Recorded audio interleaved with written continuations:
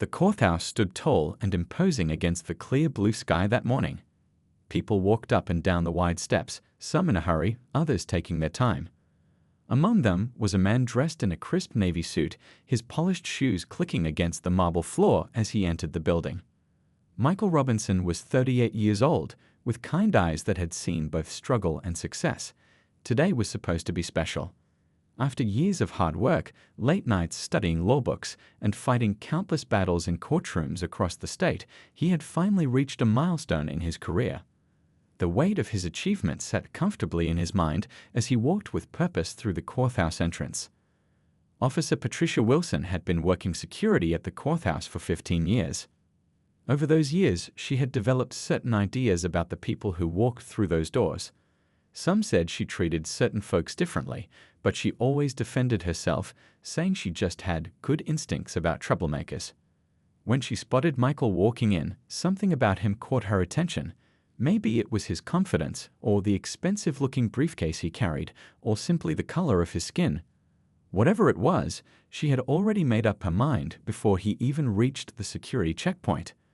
"Stop right there," Officer Wilson called out, her voice sharper than necessary. The busy morning buzz of the courthouse seemed to quiet down a little. "I need to see some ID." Michael stopped, slightly surprised but not entirely shocked. It wasn't the first time he'd been singled out. "Good morning, officer," he said politely, reaching for his wallet. "Here's my driver's license." Officer Wilson took the ID, looking at it with narrowed eyes. Then back at Michael as if she couldn't believe they matched. "What's your business here today?" she demanded, holding on to his license longer than she had for the white man who had passed through moments earlier. "I have an appointment upstairs," Michael answered calmly, though he could feel his heart beginning to beat faster. Years of experience had taught him to keep his voice steady in these situations. "An appointment for what exactly?" Officer Wilson pressed, her tone suggesting she didn't believe him. "Who would be meeting with you?" People were starting to stare now. A young woman waiting in line behind Michael shifted uncomfortably, looking between him and the officer with concern in her eyes. "I have official business on the third floor," Michael explained, maintaining his composure. "If you need to verify that, you can call Judge Thompson's office." Officer Wilson's eyebrows shot up. "Judge Thompson? And why would the judge be expecting you?" Her voice carried a hint of mockery that made several bystanders exchange glances. Michael took a deep breath. "I'm here on professional business. My credentials are all in order, as you can see from my ID." "Well, I'm going to need more than just this," Officer Wilson said, waving his license. "Open your briefcase." Michael hesitated. "Officer, is that really necessary? I've already gone through the scanner." "Open it," she insisted, her hand moving to rest on her belt, close to her taser. Now, the tension in the air was thick enough to cut with a knife. Michael slowly placed his expensive leather briefcase on the security table and unlatched it. Officer Wilson immediately began rummaging through his carefully organized papers, pulling them out roughly and spreading them across the table. "Seems like a lot of fancy papers for someone just visiting," she commented, not even trying to hide the suspicion in her voice. She pulled out a folder labeled Federal Appointment and flipped through it carelessly. "What's all this about?" Michael's jaw tightened slightly, but his voice remained level. "Those are confidential legal documents. I would appreciate if you handled them with care." "Confidential, huh?" Officer Wilson scoffed. "Everyone's got something confidential these days." She continued searching through his belongings while other security officers watched, some looking uncomfortable, but none stepping in to stop her. Michael stood silently, aware of the growing audience watching this unfold. He'd faced discrimination before, but this was different. Today of all days, when he should have been walking in with his head held high, he was instead being humiliated in front of the very courthouse where his new position would soon be announced. Little did Officer Wilson know just who she was treating like a common criminal. The truth would come to light soon enough, and when it did, nothing would be the same for either of them. By evening, the videos had gone viral. Every major news outlet in the city was running the story. Some showed only clips of Officer Wilson grabbing Michael's wrist.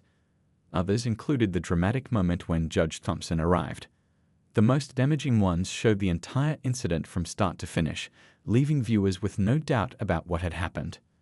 Michael's swearing-in ceremony, which would normally have been a small note in the local news, became the lead story. Pictures of him taking the oath, standing tall and dignified in his suit, were juxtaposed with freeze frames of Officer Wilson dumping out his briefcase. In his small apartment across town, Officer Thomas watched the coverage with a mix of emotions. He had only been working courthouse security for 6 months. As the youngest and newest officer, he hadn't felt confident enough to stand up more firmly to Officer Wilson. Now he couldn't stop thinking about what might have happened if he had. His phone buzzed with a text message from his mother. "Saw the courthouse videos. That was you in the background. You tried to help. Proud of you for that. Next time, try harder." Thomas sighed. His mother was right. He should have done more.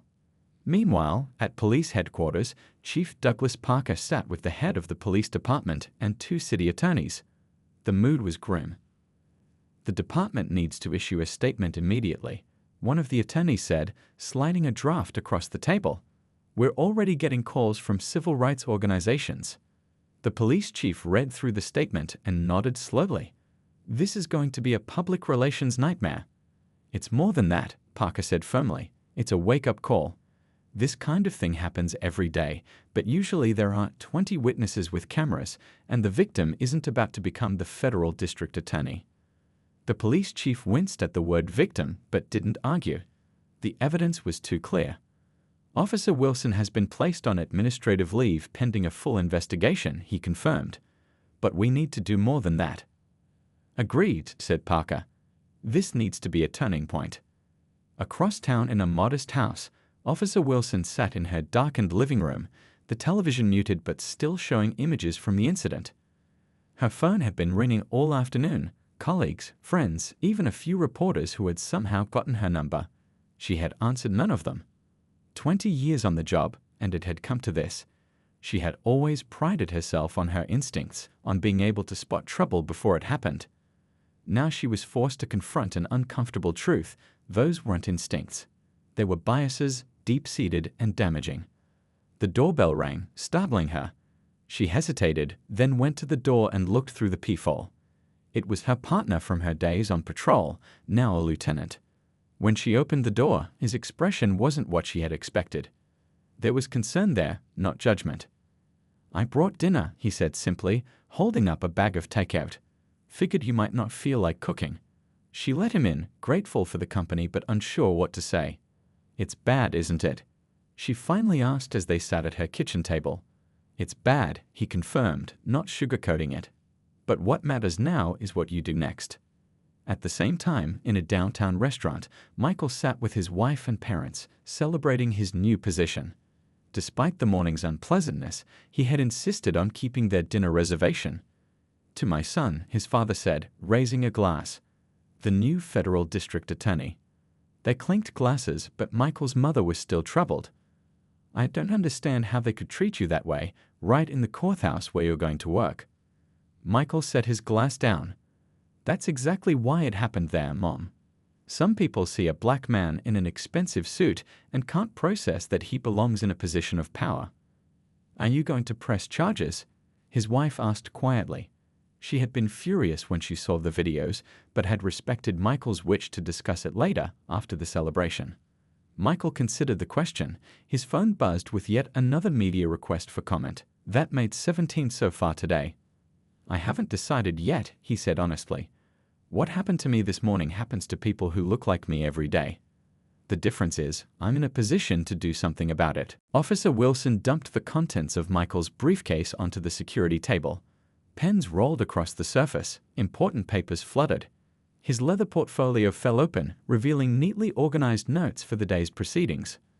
"What's this?" she asked, picking up a small framed photo that had been tucked inside the briefcase. It showed Michael with an elderly woman, both smiling broadly. "Family photo for your big court date," trying to gain sympathy. Michael's expression remained calm, but anyone looking closely could see the muscle tightening in his jaw. "That's my mother. She raised me alone after my father passed. She worked 3 jobs to put me through college and law school." Officer Wilson placed the photo down carelessly, almost knocking over Michael's travel mug in the process. Sure. Everyone's got a sob story." By now, a small crowd had gathered. The security line was backing up as people watched the scene unfold. A court clerk who had been passing by slowed her steps, then stopped completely, her eyes widening as she recognized Michael. She opened her mouth as if to say something, then seemed to think better of it and hurried away. "Look, officer," Michael said, his voice low and controlled, "I understand you're doing your job. But I have important business upstairs, and I'm going to be late if this continues." "Important business?" Officer Wilson laughed, holding up his driver's license to the light as if checking for forgery. "This doesn't even look like you. How do I know this ID is real?" A middle-aged man in the security line behind Michael stepped forward. "Excuse me, but is this really necessary?" The man has already gone through the scanner. Officer Wilson turned her glare to the newcomer. "Sir, please step back and mind your own business. This is a security matter." The man hesitated, looking at Michael apologetically before stepping back. Michael began to carefully gather his scattered belongings, tucking papers back into folders with practiced precision. Officer Wilson slapped her hand down on a document just as he reached for it. "I'm not done examining these yet," she said. She picked up the paper, squinting at the official letterhead. "Federal District Attorney's Office? You expect me to believe you have business with them?" Michael took a slow, deep breath. "Officer Wilson, I'd like to speak with your supervisor now, please." Her face flushed. "Oh, so now you're threatening to report me?" Typical. Always playing the victim card. "I'm not threatening anything," Michael replied evenly. "I'm simply requesting to speak with your supervisor." A young security officer who had been watching nervously from nearby finally approached. "Patricia, maybe we should." "Officer Wilson," she corrected him sharply. "And I've got this under control, rookie." She turned back to Michael. "Empty your pockets too." Michael hesitated. "Is that really necessary?" "You refusing a direct order from law enforcement?" Her hand moved to her radio. "Because I can call for backup if you're going to be difficult." The young officer shuffled his feet uncomfortably. "The scanner already cleared him, Patricia." She ignored him, eyes fixed on Michael. "Well?" With deliberate movements, Michael emptied his pockets onto the table. Keys, phone, a business card holder, and a small bottle of hand sanitizer. Officer Wilson picked up the business card holder, flipping it open. She pulled out one of the cards, reading it with increasingly wide eyes, but quickly masked her expression and shoved it back into the holder. "These look fake," she declared, though her voice had lost some of its earlier confidence.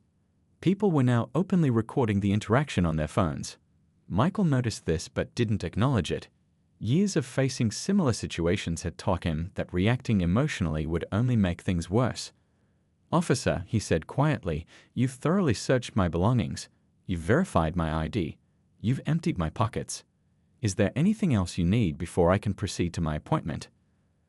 "Who exactly are you meeting with?" she demanded, a hint of uncertainty creeping into her voice for the first time. Michael met her gaze steadily. "As I mentioned, I have an appointment with Judge Thompson's office. I'm already late. If you need to escort me there to verify, that would be fine." Officer Wilson seemed caught off guard by his composure and the reasonable suggestion. "I'll need to call upstairs first," she said, reaching for her radio. "Go ahead," Michael replied, continuing to collect his belongings with dignity despite the public humiliation. What he didn't say was that when that call went through, Officer Wilson would be in for quite a surprise. Officer Wilson grabbed her radio, but before she could make the call upstairs, Michael reached for his scattered papers. His hand moved toward an official-looking document with a government seal. "Did I say you could touch those?" Officer Wilson snapped, dropping the radio and grabbing Michael's wrist. Her fingers dug into his skin. The crowd that had gathered let out a collective gasp. A woman in a red dress whispered loudly to her companion, "This is completely out of line." Michael looked down at Officer Wilson's hand on his wrist, then up at her face. His expression remained calm, but his eyes held a quiet intensity that made several onlookers pull out their phones and start recording. "Officer Wilson," he said, his voice steady despite the public humiliation, "you are currently assaulting me. I am simply trying to gather my belongings, which you scattered across this table without cause." "Don't tell me about assault," she hissed, tightening her grip. "I know your type. Act all proper and professional until things don't go your way, then suddenly it's all about your rights." The young security officer who had tried to intervene earlier stepped forward again. "Patricia, I really think you should. Stay out of this, Thomas," she barked without taking her eyes off Michael. "This man is being uncooperative and potentially dangerous." Michael raised an eyebrow. "Dangerous?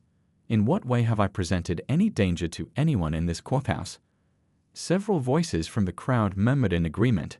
Phones were held higher, recording every word of the exchange. "Your attitude is confrontational," Officer Wilson insisted, though her voice had lost some of its earlier conviction. She was still holding Michael's wrist, and he made no attempt to pull away. "I believe," Michael said clearly, his voice carrying to everyone in the vicinity, "that my attitude has been nothing but professional despite unprovoked harassment.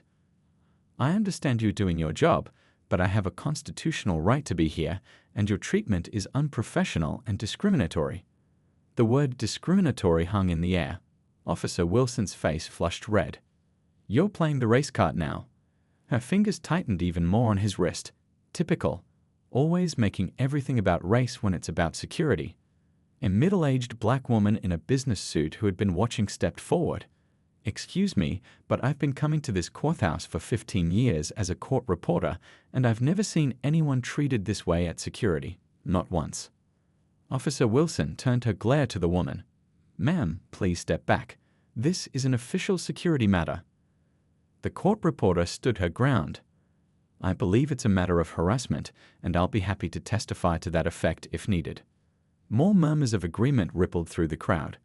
Michael's calm demeanor was in stark contrast to Officer Wilson's increasing agitation. "That's enough." Officer Wilson released Michael's wrist to reach for her handcuffs. "You're under arrest for disturbing the peace and resisting a security officer." "On what grounds?" Michael asked, still not raising his voice. "I've complied with every reasonable request. There are at least 20 witnesses here who can attest to that." "You're another troublemaker who doesn't respect authority," Officer Wilson said, fumbling with her handcuffs. Her hands were shaking slightly now. "Turn around and put your hands behind your back." Michael didn't move. "Officer Wilson, I believe you're making a serious mistake. I strongly advise you to reconsider your actions." "Are you threatening me now?" Her voice rose in pitch. "Not at all," Michael replied calmly. "I'm simply suggesting you think carefully about what you're doing." The young officer, Thomas, stepped forward again. "Patricia, I really think we should call the supervisor before." "I said stay out of this." Officer Wilson shouted, her composure completely gone now. She grabbed Michael's shoulder, trying to force him to turn around. "Hands behind your back now." Michael stood firm, neither resisting nor complying. "I will not be placed in handcuffs for simply trying to attend a scheduled appointment in this courthouse. I have broken no laws." More people were recording now. Someone in the back of the crowd was on the phone, speaking urgently. The tension in the air was palpable. "Last warning," Officer Wilson said, her voice shaking with anger. "Turn around and put your hands behind your back, or I'll add resisting arrest to the charges." His father nodded with understanding. "You always said you wanted to change the system from the inside." "And now I have that chance," Michael replied. "The question is, what would create the most meaningful change?" As they continued their dinner, Michael's phone buzzed once more. This time it was a message from Judge Thompson. "Press conference tomorrow at 9 a.m. The chief wants you there. The department is issuing a formal apology. Call me when you can." Michael read the message twice, then put his phone away. Tomorrow would be another important day, another opportunity to address the issues that had been highlighted by this morning's incident. But for tonight, he wanted to focus on his family and his achievement. "Whatever you decide," his wife said, reaching for his hand, "we're behind you 100%. Michael squeezed her hand gratefully. In less than 12 hours, he had experienced both the worst and best of the justice system he was now part of. The road ahead would not be easy, but he was ready for the challenge. 3 months had passed since that fateful morning at the courthouse. The city had largely moved on to other news, other scandals, other viral videos. But for those directly involved, the incident had created lasting changes that continued to ripple outward. Michael Robinson sat behind his large desk in the federal district attorney's office, reviewing case files. His first 100 days in office had been busy, filled with the challenges of his new role and the additional spotlight that came from his unexpected viral fame. A gentle knock at his door interrupted his concentration. "Come in," he called, looking up from his work. His assistant poked her head in. "Sir, Officer Wilson is here for your 2 o'clock meeting." Michael checked his watch. She was exactly on time. "Thank you, Lisa. Please send her in." He stood as Officer Wilson entered the room. She looked different than she had that day at the security checkpoint, less confident, perhaps, but somehow more authentic. She wore a police uniform, recently pressed. She had been reinstated to active duty just 2 weeks earlier. "Thank you for coming, Officer Wilson," Michael said, gesturing to the chair across from his desk. She sat down stiffly, clearly uncomfortable. "Thank you for seeing me, sir." An awkward silence filled the room. They hadn't spoken face to face since that morning 3 months ago, though their paths had crossed in other ways. "How are the community outreach sessions going?" Michael asked finally. Officer Wilson seemed surprised by the question.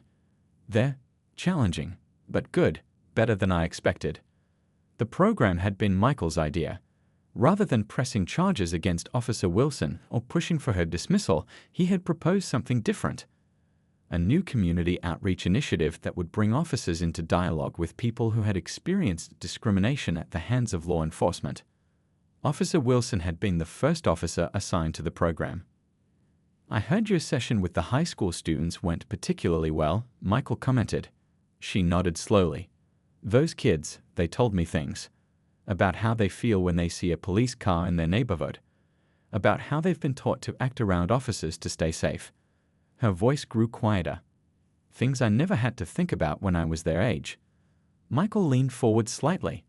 "That's why the program is important. It creates understanding." "It does," she agreed. Then, after a moment's hesitation, "I owe you an apology, sir." "A real one, not just the official one the department made me give at that press conference." Michael said nothing, giving her space to continue. "I treated you differently that day because of how you look. I didn't think that's what I was doing. I told myself it was instinct, experience. But it wasn't." Her voice was steady now, as if she'd rehearsed this but was also truly feeling it. "I've been doing a lot of thinking these past months. A lot of uncomfortable thinking." Michael nodded. "Growth is often uncomfortable." "The thing is," Officer Wilson continued, "I never thought of myself as, prejudiced. I have black colleagues I respect. I thought that meant I couldn't be biased." She shook her head. "I was wrong." Outside the window of Michael's office, the city stretched out below them.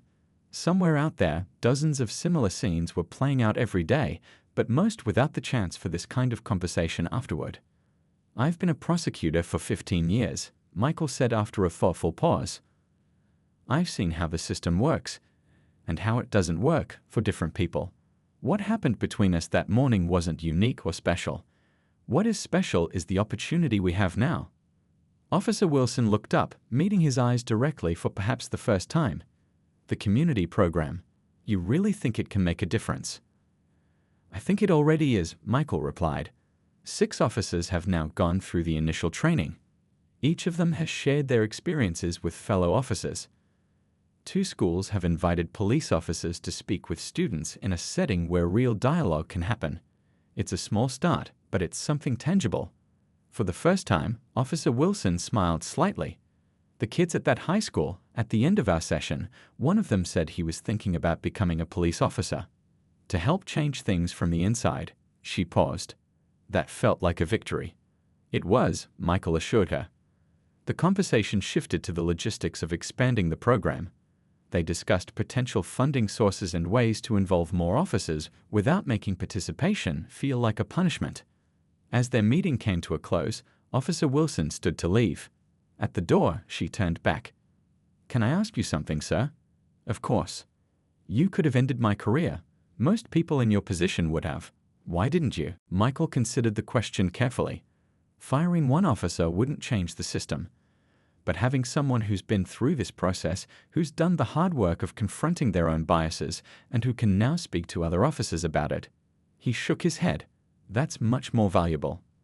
After she left, Michael walked to his window, looking out at the city he'd sworn to serve. The incident that had brought them to this point had been painful, humiliating, and all too familiar.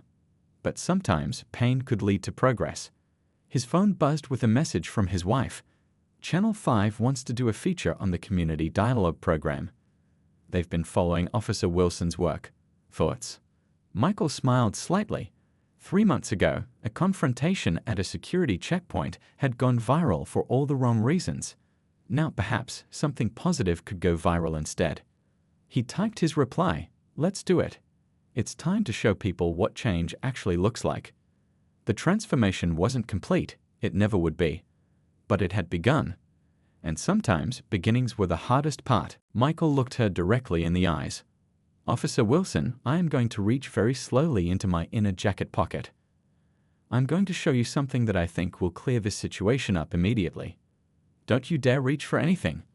Officer Wilson's hand moved to her taser. The crowd gasped. Several people shouted protests. The court reporter stepped forward again. "This has gone too far." Just as the situation seemed about to explode, a commanding voice cut through the chaos. "What in the world is going on here?" The crowd parted as a tall woman in judicial robes strode purposefully toward the security checkpoint. Her expression was thunderous, her eyes taking in the scene with rapid assessment, Michael's scattered belongings, Officer Wilson's hand on her taser, the crowd of witnesses with phones recording everything.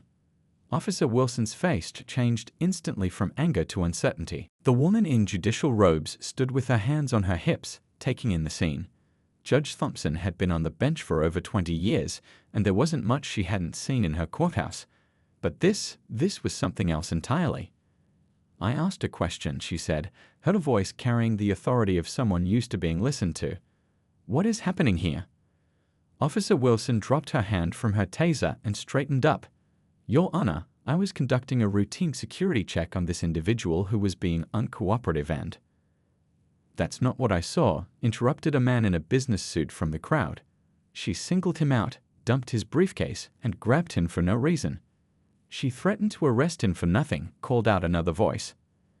"I have it all on video," shouted someone else, holding up a phone. Judge Thompson held up her hand, and the crowd fell silent immediately.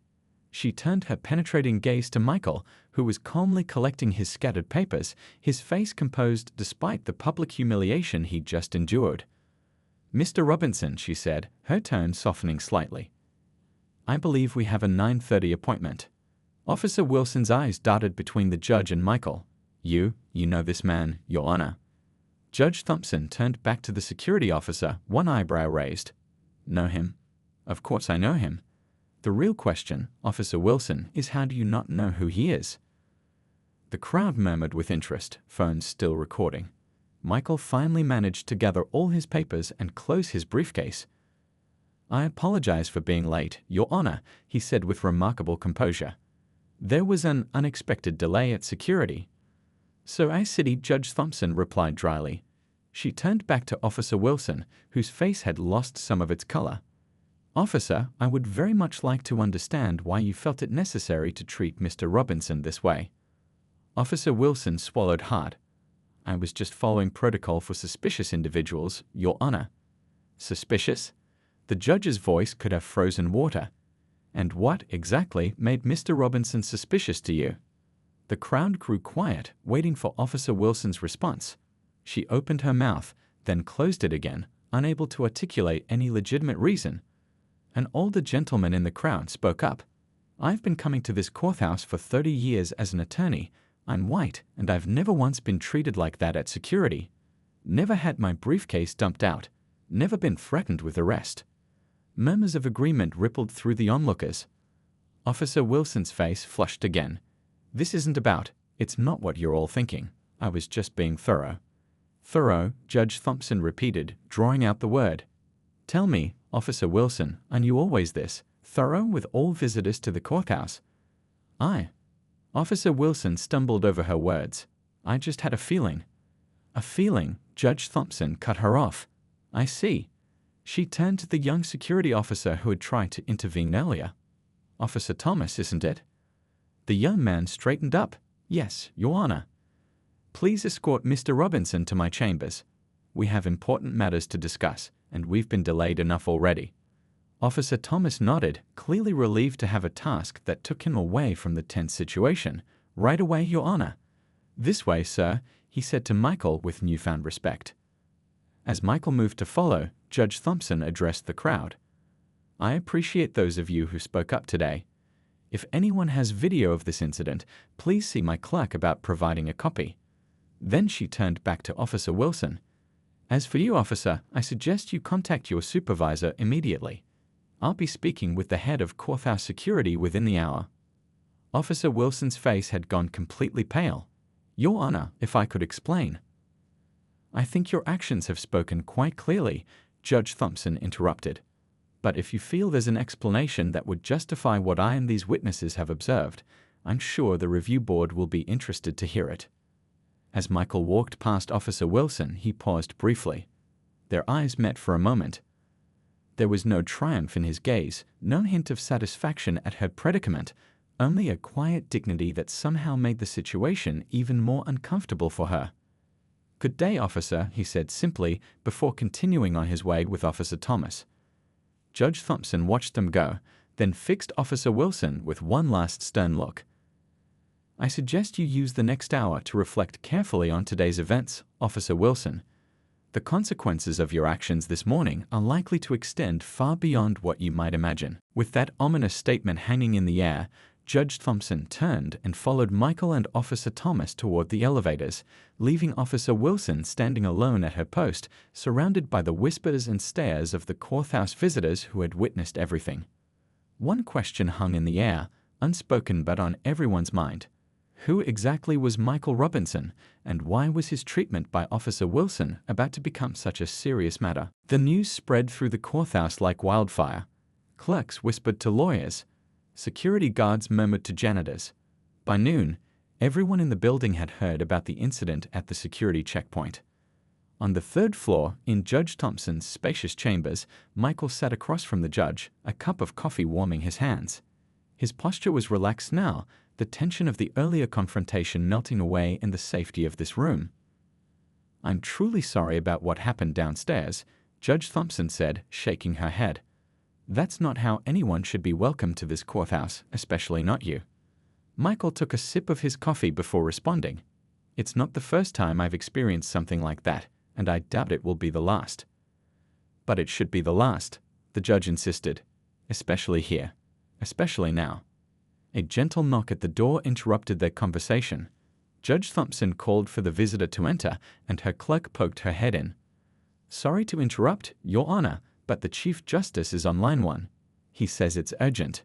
Judge Thompson sighed. "Word travels fast. Thank you, Linda." She picked up the phone on her desk as the clerk quietly closed the door. "Yes, Chief. Yes, he's right here with me." "No, he's fine, just a bit delayed. I understand completely."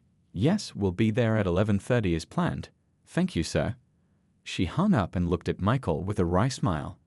"The Chief Justice sends his personal apologies for your treatment this morning. Apparently, one of his staff saw a video of the incident that's already circulating online." Michael nodded, unsurprised. Social media moves quickly these days. "Indeed it does." Judge Thompson leaned forward. "Aren't you sure you want to go ahead with the ceremony today? Everyone would understand if you wanted to postpone." Michael straightened in his chair. "Absolutely not. What happened downstairs is exactly why today's ceremony needs to happen on schedule." Judge Thompson smiled with approval.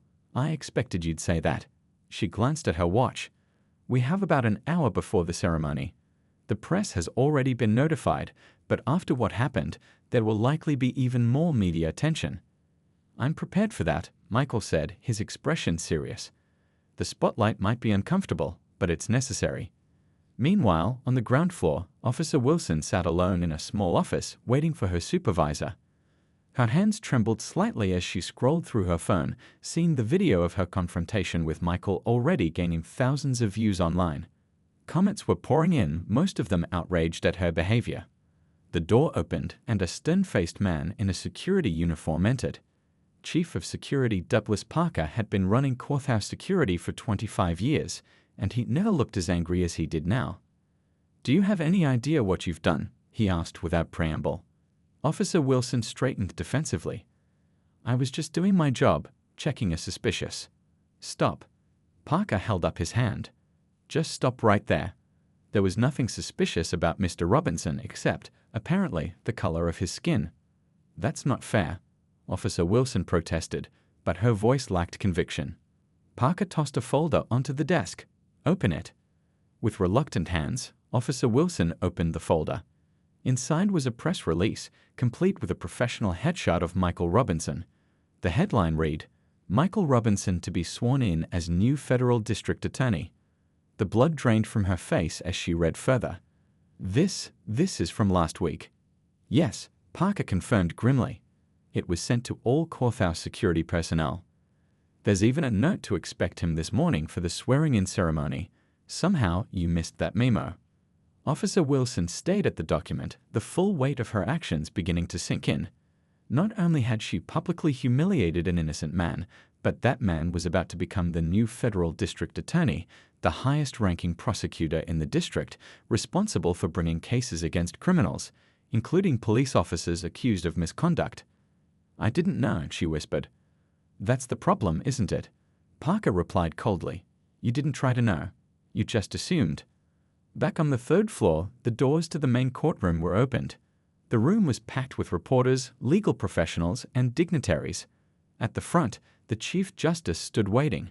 Camera flashes lit up the room as Judge Thompson entered, followed by Michael Robinson. Michael walked tall, his earlier humiliation invisible beneath his confident stride. He took his position before the Chief Justice, ready to take the oath that would officially make him the new federal district attorney. The Chief Justice addressed the packed courtroom. "Ladies and gentlemen, we are gathered here today for the swearing-in of Michael Robinson as our new federal district attorney." He paused, then added, "Before we begin, I want to acknowledge an unfortunate incident that occurred this morning in our courthouse. It reminds us all that the justice system Mr. Robinson will now help oversee still faces significant challenges." Murmurs rippled through the crowd. Many had already seen the videos. However, the Chief Justice continued, "I can think of no better person to help address those challenges than the man standing before me today." As Michael raised his right hand to take the oath, cameras captured the moment from every angle. Among those watching from the back of the courtroom was Officer Thomas, the young security officer who had tried to intervene earlier. His face showed a mixture of awe and regret. The Chief Justice began, "Do you, Michael Robinson, solemnly swear to uphold the Constitution and the laws of the United States?" And as Michael spoke his responses, somewhere in a small office downstairs, Officer Wilson watched the live stream on her phone, finally understanding exactly who she had tried to arrest just an hour ago.